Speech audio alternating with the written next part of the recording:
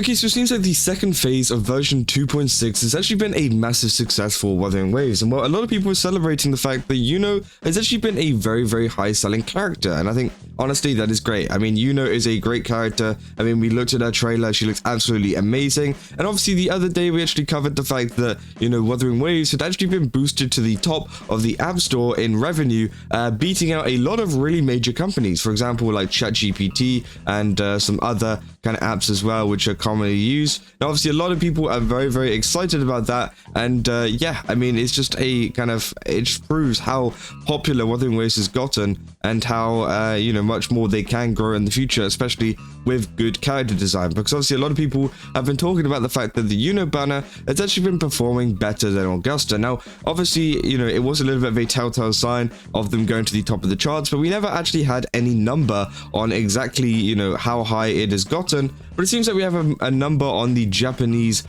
sales over on iOS, and it seems like she's been earning much more than Augusta and also some other kind of banners as well. Obviously, it says Yuno earned 63.9 million yen on her first day for Japanese iOS, near double of Augusta, which was 32.4 million, or as high as Cantarella and Camellia, which was 72.5 million. So obviously, yeah, I mean, you know, she's done absolutely amazing there, and it seems like a lot of people were saving up for her over Augusta, which is pretty interesting, as the two, I'm pretty sure, go pretty well together. So again, I mean, you know, obviously people have their own preferences whenever it comes to that, but yeah, I mean, that is great. It means that they've managed to obviously outsell the you know, previous banner, and a lot of people were very excited. People saying, obviously, dudes prefer more feminine women as compared to Domi Mommy women. I prefer them as well. So obviously, Yuno sold more, and of course, Yuno is also a tsundere with ML and has more fan servers. Makes sense. And obviously, yeah, I mean, there's a lot of different character aspects to Yuno, which makes her much more appealing just to the average person, I would say.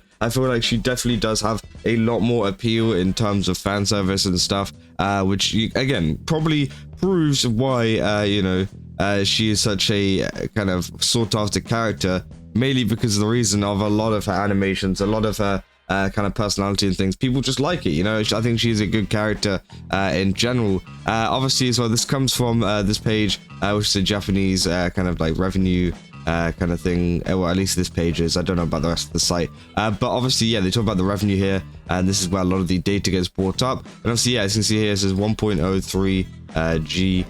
So again, obviously, Augusta was at 2.79. Obviously, that's at the end of her banner, I'm pretty sure. And this is only the start of Yuno's banner, which is pretty insane. Cantarella got to 1.36.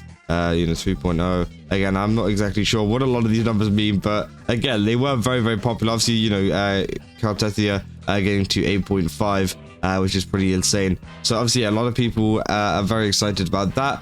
People were obviously saying that's not fully yet for the whole feminine woman thing that they were talking about. As said, Yuno is a very well designed character. She's all round strong, has a very unique set of moves, is high on the aesthetics ranks, reminds people of Ishtar, fits with an anime trope that has a lot of fans, tsundere, and has a wife-coded story. She's pretty similar to Carlotta, minus the easy face-rolling gameplay. As said, by contrast, Augusta is in line of a much less popular trope, strong warrior woman with barely any feminine personality traits. Her moves also weren't exactly unique. So even though she is a strong main damage dealer in the meta, it's not enough to catapult her to the top numbers. But we still need to keep in perspective that Augusta didn't do terrible like, say, Lupa. She did average, like Frolova. The main damage dealer aspect did help Augusta beat the odds of a less popular trope. Yuno just has the benefit of being a popular trope and being relatively strong in the meta, despite being a support, so she wins. So yeah, I think it was a little bit of a perfect storm of a meta and also popularity and like character design, which obviously is something that a lot of gacha games do think about, because again, whenever you look at some of the most popular characters in games, they usually do look good and they also do play good, and I think that is the kind of perfect mix that a lot of gacha games tend to kind of incorporate. For example, obviously we saw like Raiden Shogun whenever she first came out, right? You know, she's a good looking character who's also incredibly strong, so of course she's one of the highest selling banners at the time. And obviously, you know, it's been a while since the Raiden Shogun God, it's been so long. But again, you know, she is still a very powerful character to this day, and I think that a lot of people, you know, pulled on her because of that mix of character design and strength. So yeah, obviously, it's not to say though that like a lot of people aren't clearing like endgame stuff. I feel like endgame is pretty easy, at least for me, because again, I think that, you know, it's a gacha game at the end of the day. As long as you have like pretty alright technique and some juiced up characters, I think you're fine. But again, obviously, I haven't actually managed to get Yuno yet, which is also something that I was going to talk about, which, yeah, Yuno has somehow slipped away from me, but I will be able to get her. It's just the fact of like, I swiped like only like a small amount, managed to get, you know, up to a 5-star, ended up getting Encore, which is, you know, great. And then obviously, then I used up the rest of the pools, and now I'm around about like 70 pity in. So obviously, I will get her soon through like free pools and events and stuff. But bro, it's been so hard. It's been so hard not to just try to pull her like right then and there, which I think is quite funny. But yeah, obviously, a lot of people have managed to get it though, considering the kind of revenue. Maybe that's why the revenue is so high, because you know, other people are just like me and have been failing to get it. But again, obviously it said yet again, I love how we circle back to the fan service isn't good. Anyway, so can't wait for people to say down with fan service next patch again. How do I set a reminder for myself at anyone, just so I can remember this day again? The exclamation point remind me, and then says the number of days, whatever time. So thank you. And then obviously, yeah, they put a remind bot there, which I think is pretty crazy. We're saying stuff like Galbrenna ain't that fan servicey compared to a Yuno, though she is pretty cool. Love her animation. So Chisa is probably going to be the next cartwheel in terms of pools, though. For sure, the hype on JP for her, and just in general is high. Looking forward to 3.x and beyond.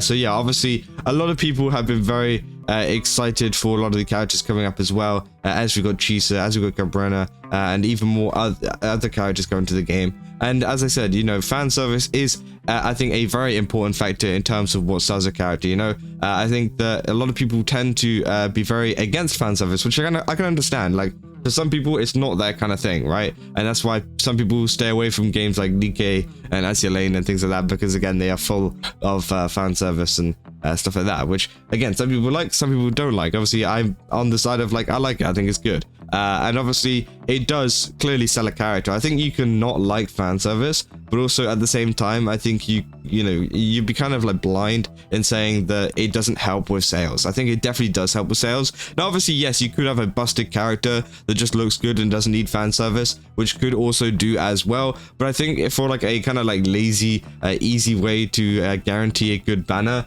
just make them kind of goonery, and then obviously I think they would sell well. Obviously, it's been a debate in the community for a while, you know, whether you know, do fan service characters sell well?